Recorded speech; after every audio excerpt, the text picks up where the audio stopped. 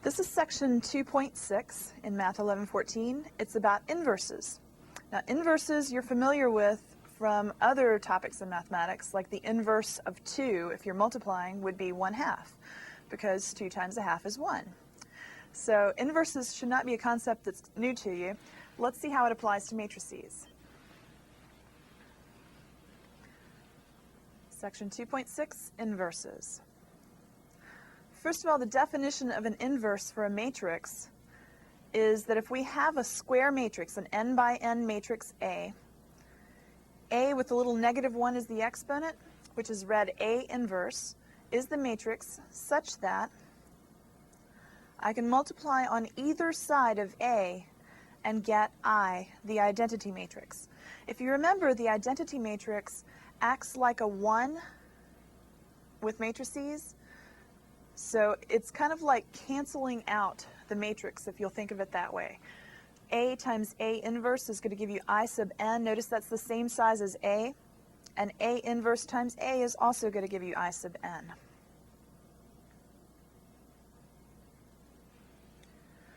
Let's take a look at an example. Suppose it tells us to verify that if A is the matrix 1, 3 in the first row, -1, 1 in the second, that A inverse is equal to 1/4, -3/4 in the first row, 1/4, 1/4 in the second. Okay, well, we just saw the definition of inverses, and it said that if I multiply those two matrices together, I'm supposed to get the identity matrix. Now, I'm going to get the identity matrix of the same size. So in this case, I'm going to get I sub 2 if I multiply those together. So I want to check that A times A inverse is I sub n, in this case I sub 2, and also that A inverse times A is I sub n. I have to check both ways, because if you remember, sometimes you can multiply matrices together one way, you don't get the same answer as you do when you multiply the other way. So if I were to check A times A inverse, as you'll see, that first row, 1, 3, times the first column, 1/4, 1/4, gives us 1/4 plus 3/4, which is 1. And if you keep going like that, you really do get the identity matrix I sub 2, which is 1, 0, 0, 1. Okay, now if I check the other way and put A inverse in front and then A, again you'll see that when you multiply the first row times the first column, you do get a 1 again. If you continue on, you really will get I sub 2, the 1, 0, 0, 1 matrix. So this is all we need to do to verify that two matrices are inverses of each other, is to check both ways. Do make sure you check both ways, though, because we're famous for choosing problems that work one way and don't work the other. Okay, now how did I find that inverse? Well, to find an inverse of a 2 by 2 matrix, if A is the matrix A, B, C, D, then A inverse is 1 over AD minus BC times the quantity, and notice how that's mixed up. The D is where the A is, the B and C have different signs. What's going on here is that in the first quantity, the 1 over AD minus BC, I'm multiplying the entries in the main diagonal to get the AD. Okay, then I do minus the other diagonal, B times C. So I have 1 over AD minus BC. Later you're going to find out that AD minus BC for a 2 by 2 matrix is actually called the determinant of the matrix. We kind of keep that a secret for now. Okay, now in that other matrix over to the right, notice where the D is. The D has changed places with the A. So D and A have switched positions. The B and the C, if you notice in the top one the C was positive and the bottom one the C is negative. So whatever C happens to be, it changes signs. Same is true of B. We want to change the sign of B. If B happens to be negative already, the negative B would be a positive number. So the point is the A and the D switch places, the B and the C change signs, and then the number out front is 1 over AD minus BC.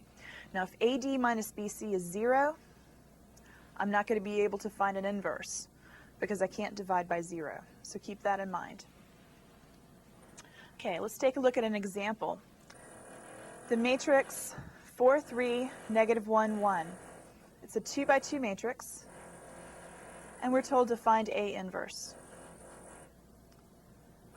Okay, using the formula, it's 1 over AD minus BC times, now I've switched the positions of the 4 and the 1, and I changed the sign of the negative 1 to be a positive 1.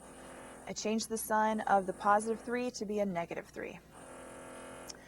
Now just multiply that out. So out front I have a 1/7.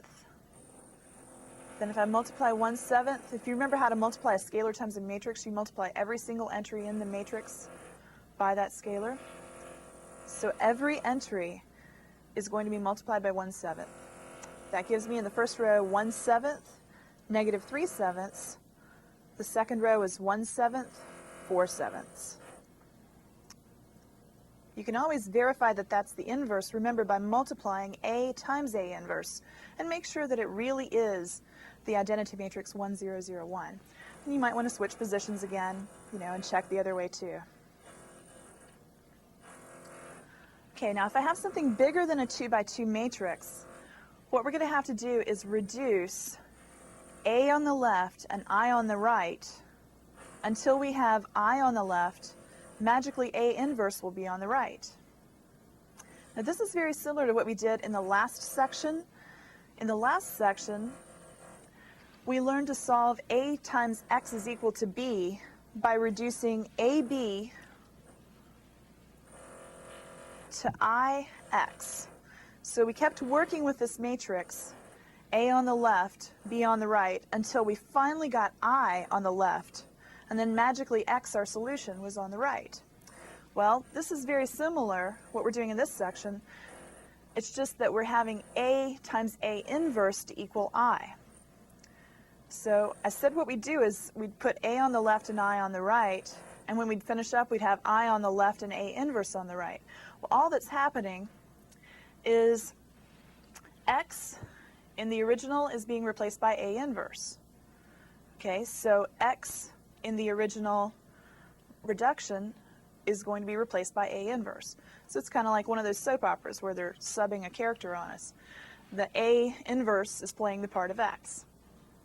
Similarly, B and I is playing the part of B. So that's why I reduce AI, is because I used to reduce AB, and I is just playing the part of B. Okay, let's take a look at an example. Let's say that I'm given A is 1, 0, 0 in the first row, 2, 1, 0 in the second, 3, 4, 1 in the third. And I want to find, of course, A inverse. All right, what we want to do is put A on the left and I3 on the right. So the matrix 1, 0, 0, 0, 1, 0, 0, 0, 1 goes on the right. And then I just want to go through normal Gauss-Jordan elimination. As changes occur to the left, changes are going to occur to the right. So I want to start by getting rid of that 2 and that 3 in the first column. I want those to be zeros. So if we'll do row 2 minus 2 row 1, and then row 3 minus 3 row 1, that's going to eliminate that 2 and that 3. Now as I do that to row 2 and to row 3, that's going to change not only what's on the left, but what's on the right as well. And in fact, I'm going to get this matrix when I finish. Okay, on the left now you notice I have a 0 where I used to have a 2 and a 0 where I used to have a 3. The next step in this reduction would be that I need to get rid of that 4. Okay, so that's in row 3. I want to eliminate the 4, so if I'll do row 3 minus 4 row 2, that's going to get rid of that 4 for me, giving me a 0 right there. And really those were the only steps that were required on this problem. If you see on the left now, I have I, specifically I sub 3. And on the right then, since I have I on the left, that means that on the right is A inverse. Okay, so A inverse would be 1, 0, 0, negative 2, 1, 0, 5, negative 4, 1. Notice that if you can't get I on the left, A is not going to have an inverse. In other words, another way of saying it has no inverse is to say it's not invertible. So if we can't get to the point where I is on the left, we won't have an inverse for our A. If we keep working and working, and we finally have it in reduced echelon form, but it's not I on the left, that would be that case. The problem we just did, we had no trouble getting I, so that's a guarantee that that really is A inverse. Okay, now the reason we care about inverses is because if we know A inverse, we can easily solve the equation AX equals B. Now we already know how to solve AX equals B by reducing A on the left and B on the right, but that was kind of hard. So what we want to do is if we have A inverse, we multiply on the left of each side by A inverse, and what's going to happen is the A and the A inverse cancel out, and I get that X is equal to A inverse B. Now obviously multiplying two matrices is a lot easier than reducing. So if I had a problem where they gave me A inverse for free, I just want to multiply A inverse times B. Okay, let's take a look at an example, of course. Suppose I have the system of equations where x1 is equal to 5, 2x1 plus x2 is equal to 12, 3x1 plus 4x2 plus x3 is equal to negative 2. Okay, now this is the way we used to see equations, used to see systems of equations right at the beginning of the semester. Lately, we've been seeing these more like matrices. So if you were to set up your A matrix, which would be your coefficient matrix, that would be the matrix 1, 0, 0, 2, 1, 0, 3, 4, 1. Lately, we've been seeing things more in this form. But remember, that always just comes back from the old systems of equations we saw at the beginning of the semester. Okay, now that A matrix probably looks a bit familiar because that's the one we just found A inverse for. So from that previous example, we already know A inverse is 1, 0, 0 in the first row, negative 2, 1, 0 in the second, 5, negative 4, 1 in the third. Okay, so we've already done the work to find A inverse on this problem. So to solve for X, in this case, I just want to say X is equal to A inverse times that B matrix. Now, actually, that B matrix is a vector, but it's not really a big deal. You'd still do it the same problem, same way, whether it is a vector or a matrix. So I just want to multiply out A inverse times B. Obviously, this is a lot faster than reducing the whole thing. And I get 5 to negative 25 as my solution. So that would mean that x1 is 5, x2 is 2, and x3 is negative 25. So that was a lot faster, a lot easier than reducing. Now, had I not been given A inverse, probably reducing would have been the easiest way to do this. But luckily, we already had A inverse worked out from before. Okay, there is a theorem that says if A has an inverse, then AX equal to B has a unique solution. We actually saw this in the previous example, because in the previous example we were able to multiply A inverse times B, and we got X, and that was a unique solution for X. We had specific numbers for each of the variables, and remember that means that there's a unique solution. This is also going to come in really handy when we do problems later. If you think back to the first test, you probably saw a lot of problems where we had questions saying, how many solutions does the following system have? Does it have one solution, infinitely many solutions, or no solution?